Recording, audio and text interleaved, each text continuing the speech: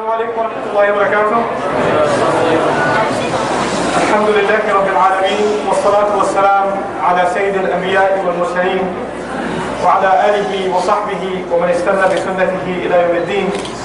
اللهم اجعلنا منهم ومن الذين آمنوا وعملوا الصالحات وتواصوا بالحق وتواصوا بالصبر. آمين يا رب العالمين. ثم أما بعد فأعوذ بالله من الشيطان الرجيم. بسم الله الرحمن الرحيم. الحمد لله رب العالمين الرحمن الرحيم مالك يوم الدين إياك نعبد وإياك نستعين اهدنا الصراط المستقيم صراط الذين أنعمت عليهم غير المغضوب عليهم ولا الضالين آمين. I have about 25 minutes, I believe, to share some ideas with you about some basic teachings of our deen in regards to Iman and a strong foundation in our faith and our belief that we're all supposed to have. So I'm going to start as though I am teaching this to my own children and they don't know anything about this stuff. And we're going to start from scratch. Allah Azza wa Jal, He created us, and He created us in two parts. There's a part of ourselves that is seen, our physical bodies, and there's a part of us that Allah installed inside the bellies of our mothers when we were still inside our mothers, and it came from the skies, from the amr of Allah, it's from the command of Allah. That part of us was already intelligent before we even started our life. You know, as babies, we don't have any knowledge, we don't even know how to speak, we don't even know how to control our limbs, our eyesight isn't formed yet, all of our faculties are going to develop over time, and children will learn to speak and then understand more and more, and as they slowly grow into adults, actually become human beings, right?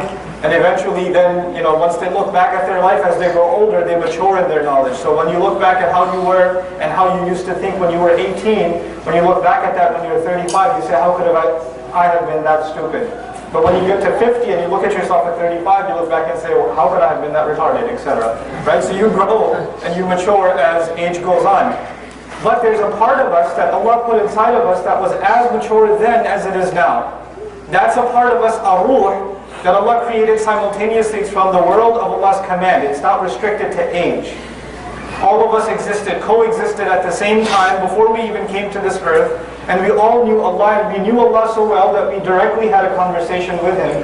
This conversation occurs, some of it, at least Allah tells us about it, in the 7th surah in the Quran, in Surah Al-A'raf. Allah asked all of us all that we were all together with Him, a ruh, and I'm not even going to translate that as soul because that's problematic. Just ruh, just get to learn that term. And Allah asked us if we don't recognize Him, am I not your master? Now, when I say am I not, when you say alastu, am I not? Like you go to your friend and say, am I not your friend? Then you're already expecting an answer. What's the answer supposed to be? Of course you are. Why would you say that? So Allah asked a question that, by the way He asked the question, already suggests that He expects not just for us to know the answer, but to be embarrassed by the question and say, why would you say that? So the answer is, Bala, of course, why wouldn't it be? Bala, Shahidna, of course we very much, we're testifying. You want us to testify? We will, Shahidna. So we go out of our way to say, why wouldn't we know that you are our master? Now Allah didn't just say, am I not God? He said, am I not your master? Believing in God is something. Believing in a master is something else. People can believe in God and that God has no relationship with them. Right? You can believe in a God that created the universe. That's an invisible force. It's the unmoved mover, whatever philosophers may have called it before. And okay, it has nothing to do with me. It's this thing. It's God. It's the force in Star Wars, whatever it is. But it doesn't mean I have a personal relationship with it. The very first orientation we have in Iman was before we even came here. And in that orientation, Allah didn't just tell us His name, that He is Allah, that He is the creator of everything. That's not what He told us. The first thing He told us about Himself is His relationship with us. That He's the master and we're the slaves. That's the first bit of our education with Allah. And that started before we even got here. Then we come out of the wombs of our mothers. Then we come out of our moms and we're babies and we start growing up and our parents teach us about Allah and we start looking at the world around us.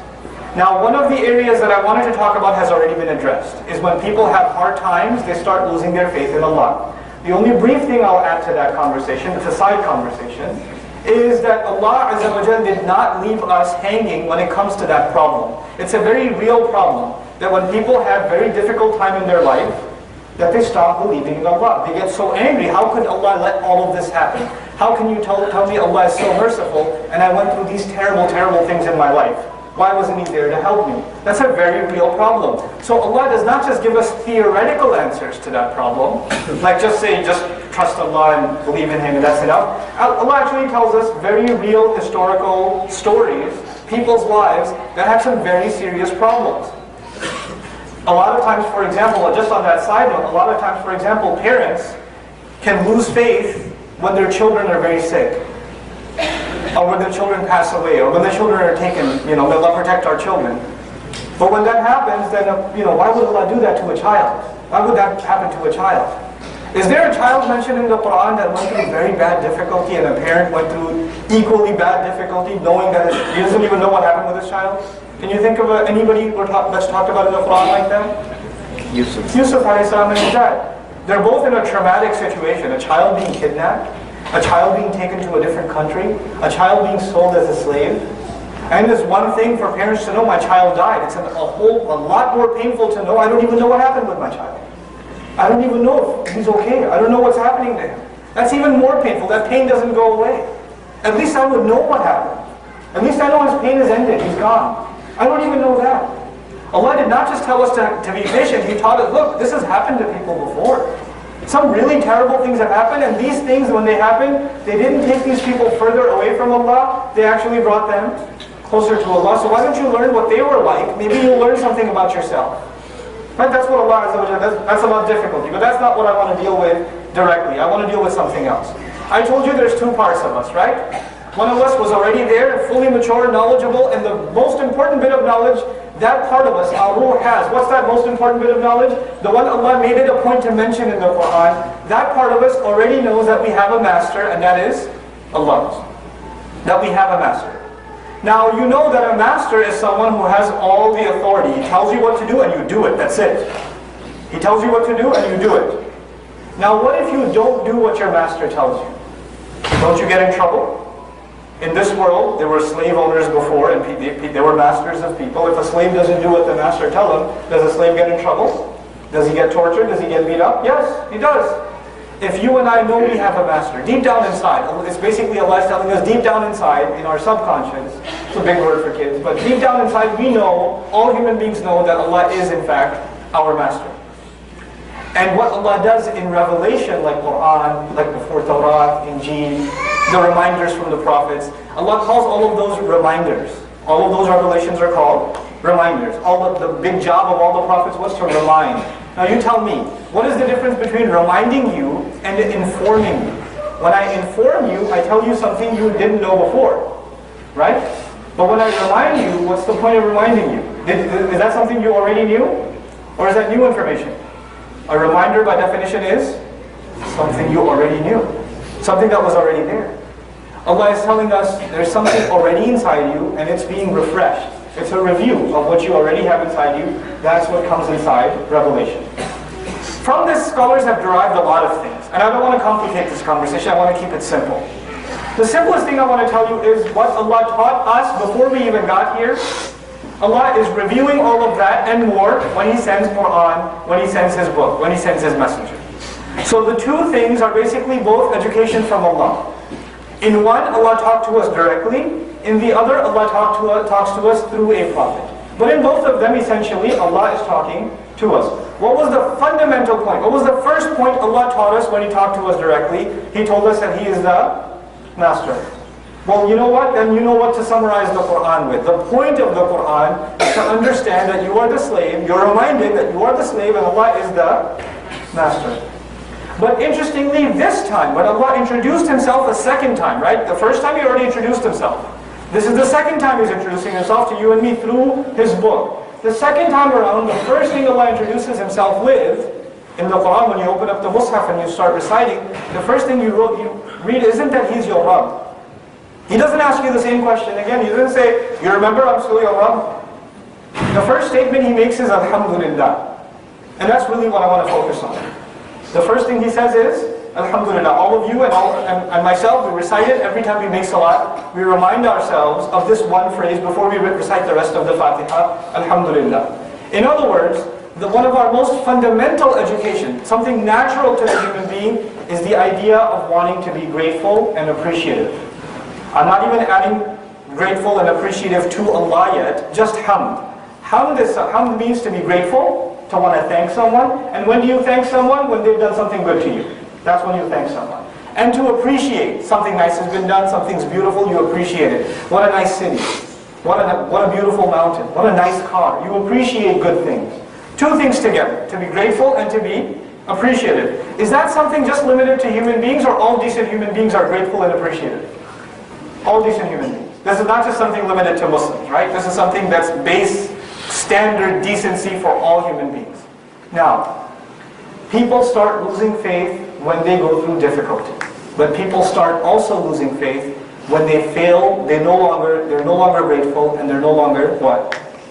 Appreciative. When they lose that basic foundation of wanting to do hamd, that's something we were programmed with. That was in our operating system, that was inside our personalities before we even developed further. We want to be grateful, we want to be appreciative. But if that is, you rob yourself of that, you fail to be grateful, you fail to be appreciative, then you know what happens? Then you become self-absorbed. Let me give you a practical example. I don't want to talk in theory. Alhamdulillah, we're Muslims living in a country that's one of the wealthiest in the world despite the economic recession. If you think this is economic trouble, then go to some parts of the Muslim world, then you'll see what economic trouble really looks like. Right? This is not economic trouble by comparison. So we're some of the most affluent Muslims on the planet. We're living here, even the ones that are middle class here or lower middle class here are living far better than most people living in other parts of the world. We're living very, very well. Which means we've gotten used to certain good things in our life. Things like a car, an air-conditioned apartment, regular electricity, hot water, a refrigerator full of food. These are things we take for granted because we have them available to us all the time. There are things like a constant cell phone connection, internet connection, etc., etc. These things on top of things on top of things are just become a part of our life, and we've just gotten used to them. Now the thing is, when someone doesn't have anything, when somebody doesn't have anything, and they even get a little bit, they're very, very grateful. Right? Isn't that natural? If somebody doesn't have anything, and they even get a little bit. A family is very, very poor, they don't have much money at all, they can't even pay the electricity bill, and then somebody sends them a donation, they give their child a gift. Even if it's a used toy, are they going to appreciate that toy? Why? Because they don't have much. Right? So whatever little they have, they'll be very grateful for. But the opposite happens when you have a lot. When you have a lot, then you get so used to it, and you start feeling like you deserve it. It's yours. It's my room. It's my house. It's my car. It's my career. It's my computer. It's my toys. Mine. And when it's all yours, then you don't have to thank anybody else for it. Nobody else deserves, you don't have to worry about anybody else that you're going to give credit to, because you're already in the back of your mind thinking this all belongs to who? Yourself. And so you stop worrying about thanking Allah and appreciating Allah, you just start worrying about yourself. And the other thing that happens is, then even when a little bit is taken away from you, and me, what do we start doing immediately? Complaining. Why is the internet connection so slow?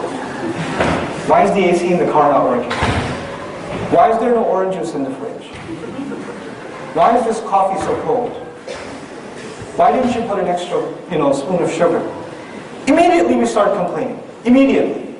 We don't think of, let me tell you something about the philosophy of complaining in our religion. What the wisdom of complaining is. Essentially, a person will complain when they've already done justice to thank Allah. They've already thanked Allah enough, now they have time to complain. Complaining means that you have all the things you have to be grateful to Allah for, you've already done justice to that. Now you find time to complain. Is that the reality? If you and I were really people of Alhamdulillah, if we really were a people of Alhamdulillah, then we wouldn't find time or energy or even the motivation to do what? To complain. For every one thing that goes wrong, there's a million other things that are going right. There's so much that's going right in our lives. There's so much that Allah has blessed us with. And then Allah says something else. If you think something is going wrong, here's a formula. There's two things you can do. You can be ungrateful, meaning the same as you can complain, or you can do what? What are you supposed to do? Be grateful. Allah says, وَلَئِنْ شَكَرْتُمْ لَأَزِيدَنَّكُمْ. If you're just grateful, I'll give you even more. I swear to it. Allah said, I swear to it, I'll give you more and more and more if you just be a little grateful. In other words, something went wrong, there's a little bit of less that you have now. You want more? Instead of complaining, what should you do? Be grateful. That's the formula Allah teaches us in the Quran. But what does this have to do with leaving faith? Let me come back to the topic at hand. You know, when a person gets so used to getting, and they start feeling like they deserve it, then they're constantly worried about what they didn't get that they wanted to get. They're constantly looking for what they deserve, what they want, what they should have. And so their relationship with Allah isn't one of, I owe something to Allah. Their relationship with Allah becomes reversed. Allah owes me something. I don't owe to Allah, Allah owes me. And so I'm going to ask Allah for something. I didn't get it. What kind of God is this? I asked Him very directly. He told me, make dua, I made dua, it didn't come through. You know what? What's the point? I already have everything I need. I don't need to pray to God. I don't need to do that. The other side thing, before I go further, is when you become so obsessed with yourself, worrying about yourself, praising yourself, elevating yourself, concerned with yourself, then you have no time to be concerned with Allah. You yourself are too great in your own eyes for someone greater for you to be worried about. So a lot of times for our own children, I argue for the adults here for a second, we dig our own graves. We give our children so much without teaching them gratitude that we're signing their destruction. We're not giving them things that will make them grateful. Actually, it makes them more ungrateful. They get so used to getting and not used to thanking, not used to giving.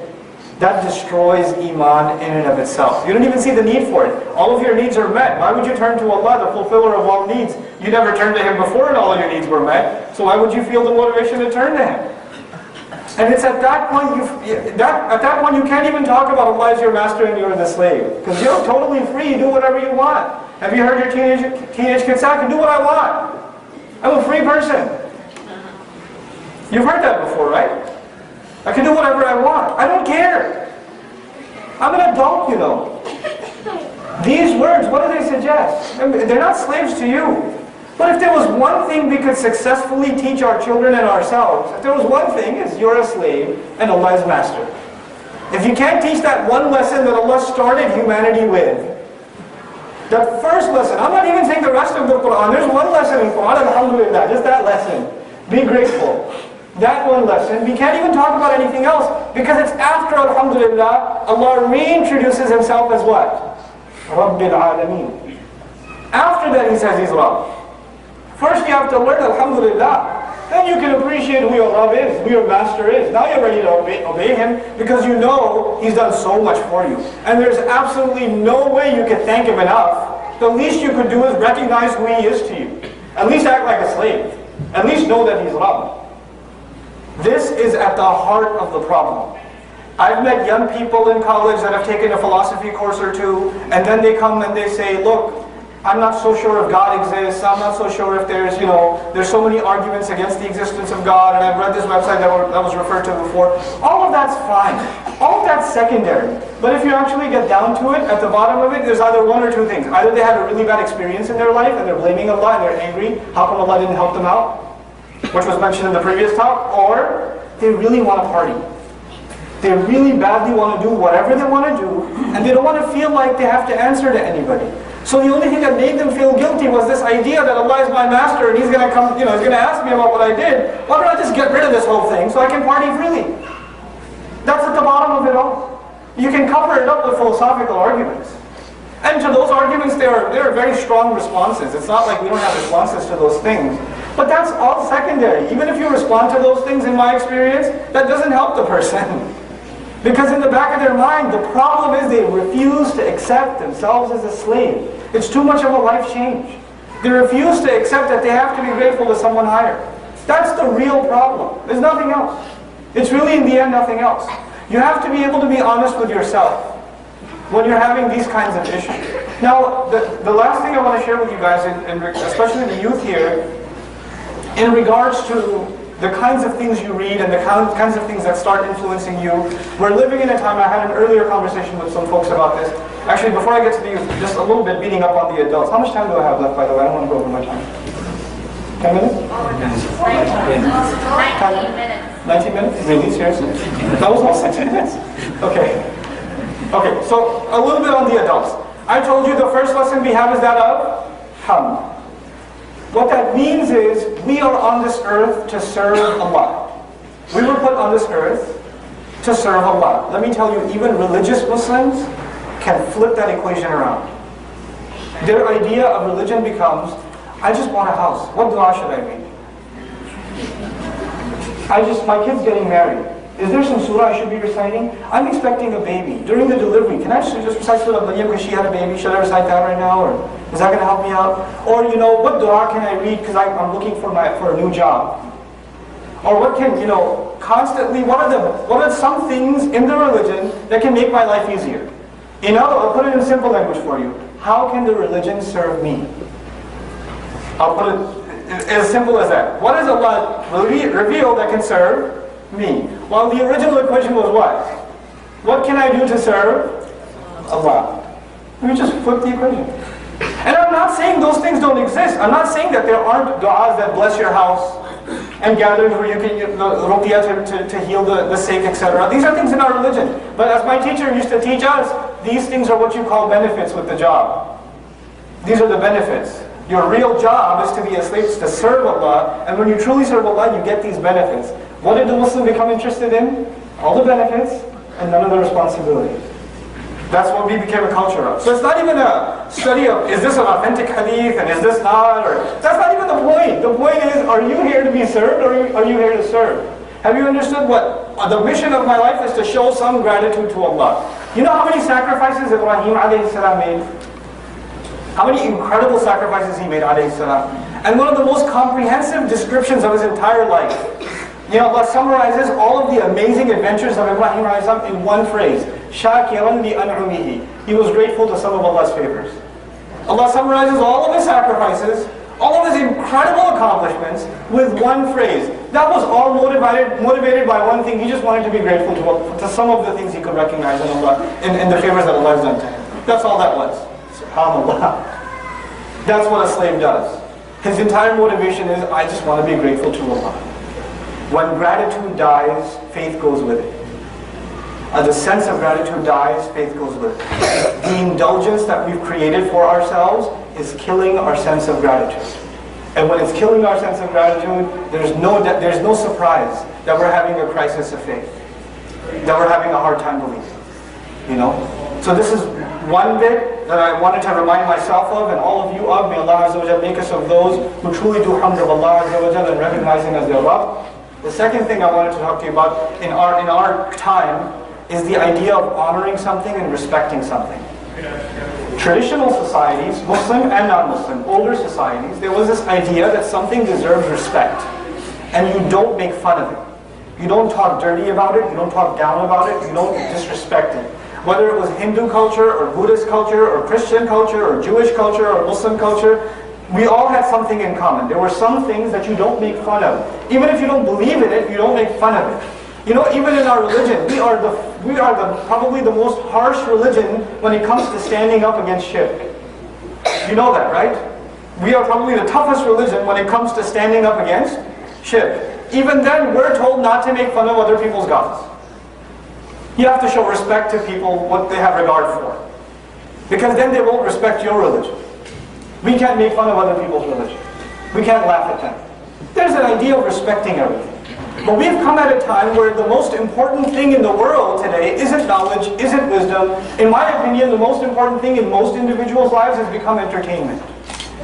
The thing that we have in common in the globe among people is mobile devices where we're watching movies or we're playing video games. We're entertaining ourselves. And what entertainers do is they try to come up with newer and newer things to get people to watch them, to get entertained by them. And as a result, what's happened is entertainment has become more and more obscene, more and more shameless. It crosses the line every year after year after year. It becomes more and more disrespectful. Language becomes more and more inappropriate. What PG-13 was in 1985 is not what PG-13 was in 1995, and it's certainly not what it was in 2005. And today, forget it. It wouldn't even been R back then. And now it's PG. The standards keep dropping. And with it, all the things that used to be respected in society no longer deserve respect. You can just make fun of them. You can just make fun of things.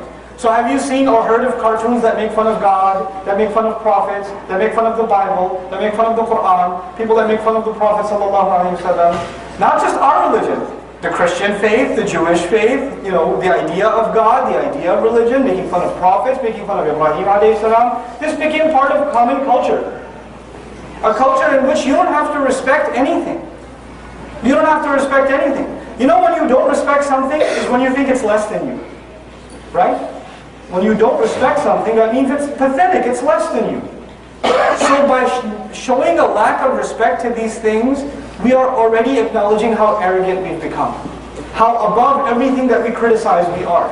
We are in a position to criticize. Somebody says, how come the Quran says this? It doesn't make any sense.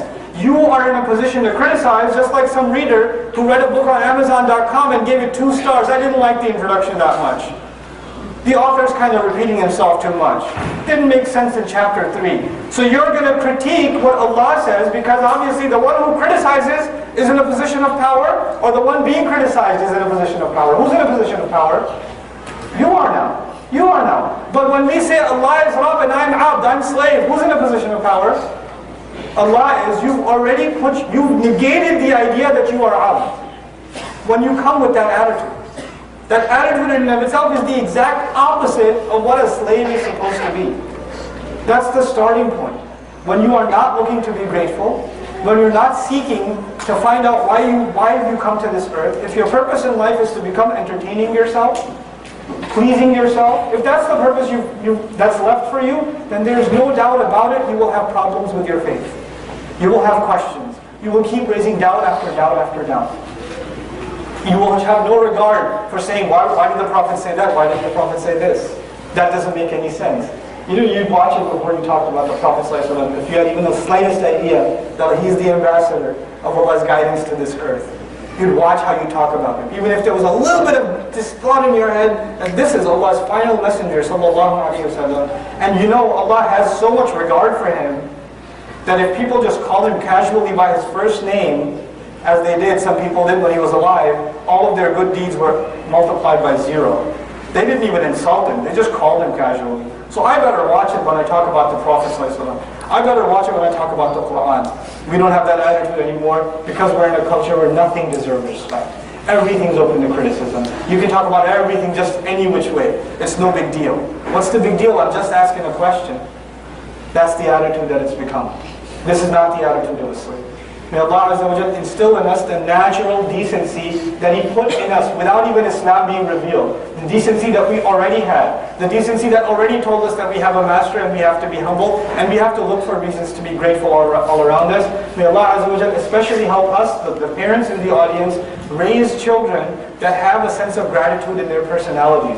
That they're grateful for the things they have and they're not arrogant about it and they appreciate the gifts that Allah has given them. And may Allah Azza wa Jalla make us of those that the parents and everybody here, examples of people that are grateful to Allah. And by showing that gratitude, by doing that itself, they reinforce the faith of the people around them. Barakallahu li wa lakum fil Qur'an al-Hakim wa nafa'ni wa iyyakum bil ayat wa dhikr al-hakim. Assalamu alaikum wa rahmatullahi wa barakatuh.